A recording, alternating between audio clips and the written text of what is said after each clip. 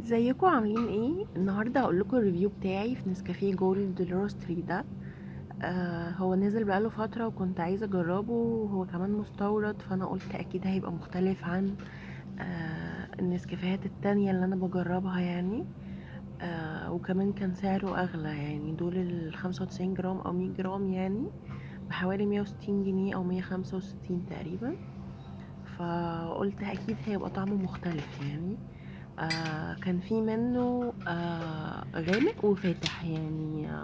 انا جبت الفاتح اللي هو خفيف التحميص ده، عشان ما بحبش طعم يكون ممرر او كده. بس تقريبا كده كان المفروض اجيب الغامق، لاني حسيت ان هو خفيف قوي مع اني كنت حاطه علبتين. هو ريحته كان نسكافيه عادي، ما حسيتش فيه ريحه مختلفه يعني.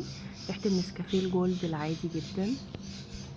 فتعالوا بقى مينا نجربه واقول لكم رايي فيه كان إيه. حطيت معلقتين كبار نسكافيه، معلقتين سكر او حسب السكر اللي انتوا بتحبوه يعني. وال...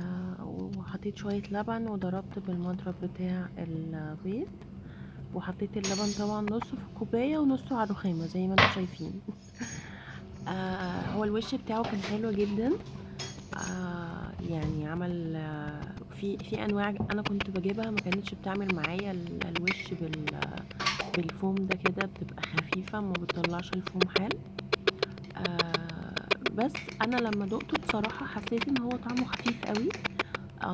وندمت ان انا جبت اللون الفاتح، كنت عايزه اجيب الغامق عشان اجربه، بس ان شاء الله هجيبه المره الجايه واجربه واقول لكم رايي فيه ايه. المهم يعني خلاصه الفيديو، هاتوا النسكافيه الجولد العادي.